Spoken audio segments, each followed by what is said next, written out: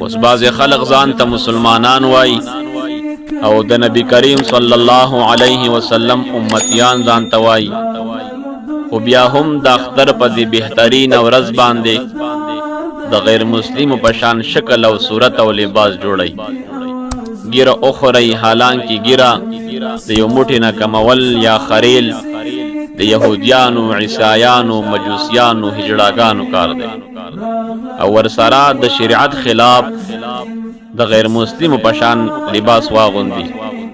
د خره لکه یعنی ټای په مارای کې راز وړاند کړي، حالانکه ټای د عیسایانو مذهبي نه خدا. نو آیا داسې کسب په کوم خله باندې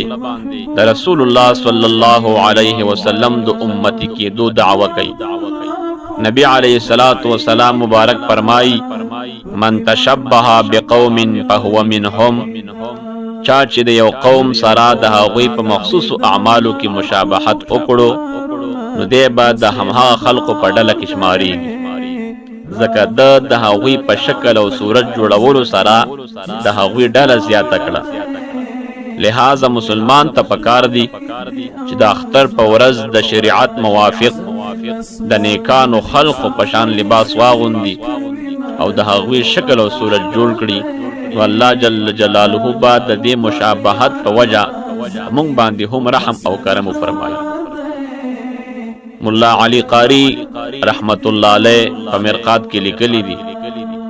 چې علامه طیبی رحمت الله علیه یو ډیر عجیب او بهترین واقعه را نقل کړي ده. هغه دا ده چې الله جل جلاله فرعون او د هغه ټول لښکر غرق، خو هغه کس غرق نکو چې هغه به استهزاءً د حضرت موسی علیه السلام پیښې کول. دې کس به د حضرت موسی علیه السلام په شان لباس واچول، د فرعون او د قوم د وړاندې به د حضرت موسی علیه السلام پیښې کولې، یعنی استهزاءً به د حضرت موسی علیه السلام په شان خبري او د مبارک ادا کوله، چې په دې سره به فرعون او د قوم خندل.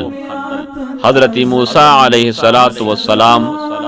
الله جل جلاله ته په عاجزۍ سره درخواست وکړو، یا ربی هذا کان یؤذی اکثر من بقیة آل فرعون، اے ربا دې کس خو ماته د فرعون او د خاندان نه زیات ضرر را ورسول، نو دا دې څنګه غرق نه کړ؟ الله جل جلاله ورته وفرمایل، ما اغرقناه فانه كان لابسا مثل لباسك والحبيب لا يعذب من كان على صورة الحبيب. ما دا زکه غرق نکو چې دستا پشان لباس اغوسته او حبیب هغه چاته عذاب نه ورکوي چې هغه د محبوب په شکل باندې وي. سبحان الله. ما ورته وای زکه عذاب ورنک، ما زکه غرق نک چې موسی علیه السلام دستا پشان لباس اچولیو. د دې واقعي ذکر کولو نه رستو علامه طیبی رحمت الله علیه لیکلی دي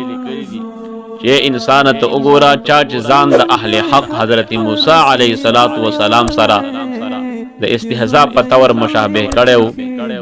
نو دته ظاهرا د عذاب نه نجات میلاو شو، او کله دا ظاهری نجات د معنوي نجات سبب ګرځي. پستا دا کس مبارک څه خیال دی چې هغه د شرافت او تعظیم په وجه ځان د انبیای کرام علیهم السلام اولیاء سره مشابه کړي او د مقصد د ظاهری مشابهت نه د دې تعظیم وي. آیات تب په دې مشابهت په وجه الله جل جلاله ته مغفرت نه کوي، آیا په دې باندې الله جل جلاله خپل رحم او کرم نه کوي؟ خامخا به کوي. والله جل جلاله دې مونږ او تاسو ته د رسول الله صلی الله علیه وسلم مبارک کامله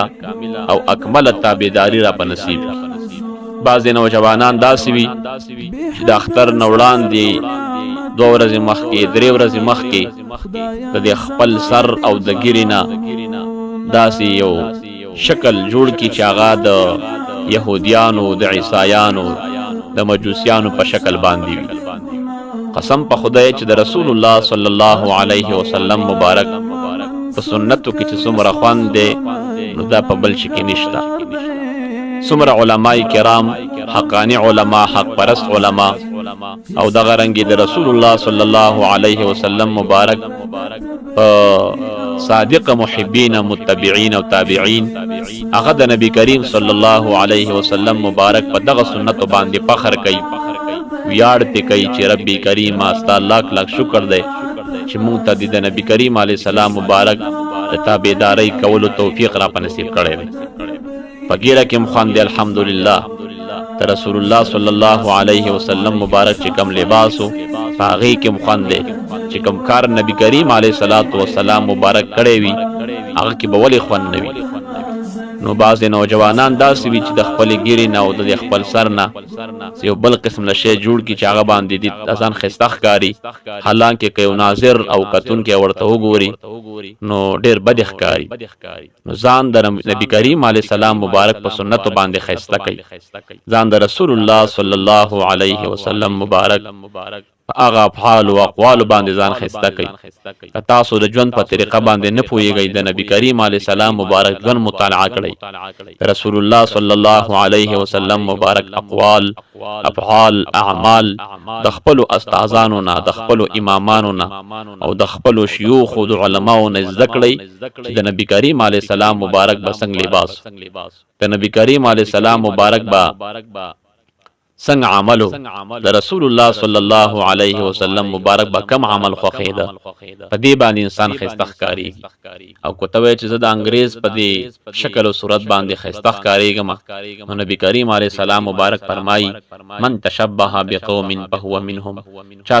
چې په دنیا کې چا سره محبت اختیار کړ په ورځ د قیامت کې به هم هغه ډله کې دا شمارېږي. یو سړی چې په ورځ د قیامت کې د عیسایانو د مجوسیانو د یهودو د نصاراو په کې را پاسیږي، دا څومره د بدبختۍ خبره ده، د بدبختۍ مقام دی چې یو سړی د نبی کریم علیه السلام مبارک د انبیاء علیهم السلام په صف کې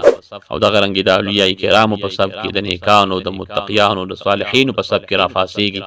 دا څومره د فخر او د ویاړ خبره ده.